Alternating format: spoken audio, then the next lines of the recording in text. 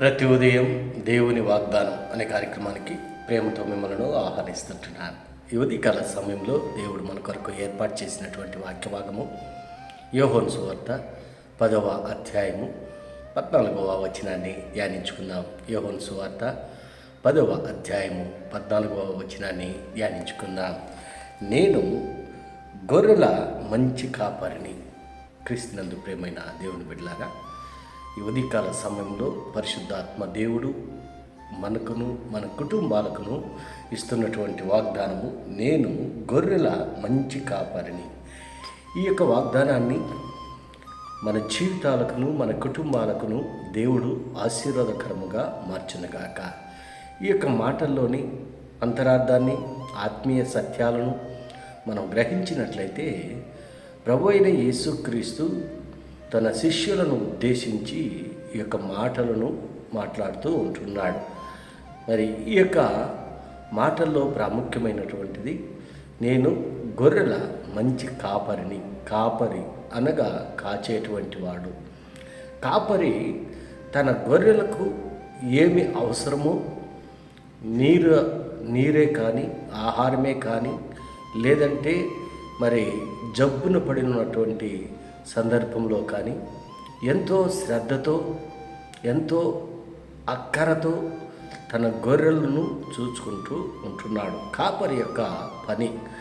మరి లోక సంబంధమైనటువంటి కాపర్లు ఉంటున్నారు, ఆత్మ సంబంధమైనటువంటి కాపర్లు ఉంటున్నారు.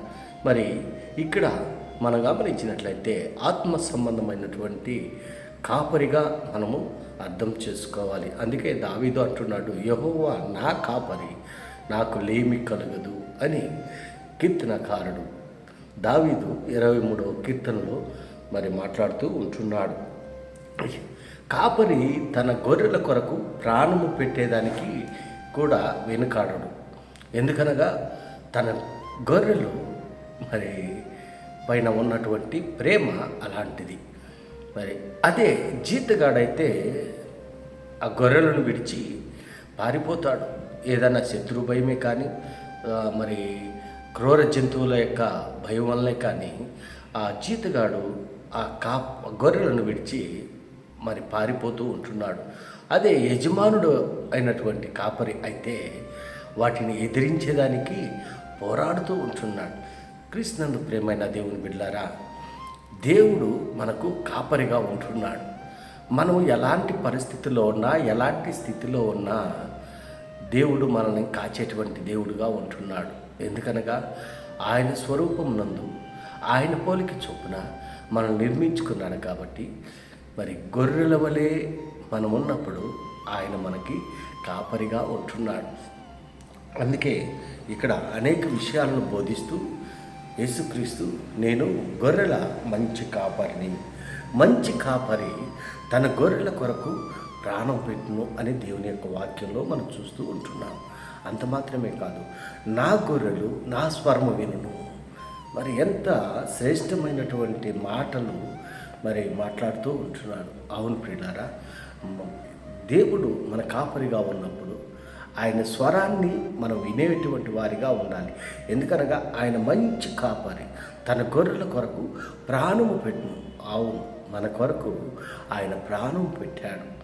మరి ఇంకా మనం గమనించినట్లయితే 11వ వచనంలో, నేను గొర్రెలకు మంచి కాపరిని. మంచి కాపరి గొర్రెల కొరకు తన ప్రాణము పెట్టును.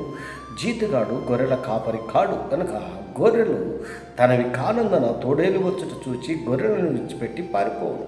తోడేలు ఆ గొర్రెలను పట్టి చెదరగొట్టును. ఇక్కడ మరి తోడేలు మరి సాతానుడికి సాదృశ్యంగా ఉంటున్నది, కాపరి దేవునికి సాదృశ్యంగా ఉంటున్నది.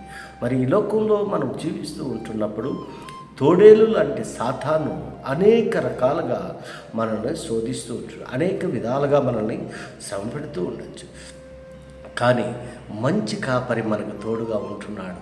మనకు శ్రమ వచ్చినా, దుఃఖం వచ్చినా, బాధ వచ్చినా, కన్నీళ్ళు వచ్చినా, ఏమొచ్చినా కూడా మనల్ని కాచేటువంటి దేవుడు మన యేసయ్య మనకు మంచి కాపరిగా ఉంటున్నాడు. మంచి కాపరి మన కొరకు ప్రాణం పెట్టేటువంటి వాడుగా ఉంటున్నాడు. అంత మాత్రమే కాదు, కానీ మరి ఇంకా కింద భాగంలో మనం గమనించినట్లయితే, తండ్రి నన్ను ఎలాగో ఎరుగును, నేను తండ్రిని ఎలాగో ఎరుగును, అలాగే నేను నా గొర్రెలను ఎరుగుదును, నా గొర్రెలు నన్ను ఎరుగును, మరి గొర్రెల కొరకు నా ప్రాణం పెట్టుచున్నాను. ఎంత శ్రేష్టమైనటువంటి వాగ్దానాలు, మాటలు యేసయ్య మనకి ఇస్తూ ఉంటున్నాడు. ఈ ఉదయకాల సమయంలో మరి దేవుణ్ణి స్వరాన్ని వినేటువంటి వారిగా, ఆయన్ని వెంబడించేటువంటి వారిగా, ఆయన ఎందుకు భయభక్తులు కలిగి జీవించేటువంటి వారిగా నీవు నేను ఉండాలని ఈ కొద్ది మాటల ద్వారా నేను హెచ్చరిక చేస్తుంటాను. దేవుడి యొక్క మాటను మరెక్కువగా మీకును మీ కుటుంబాలకు ఆశీర్వాదకరంగా దేవుడు మార్చిన కాక. ఆమేన్.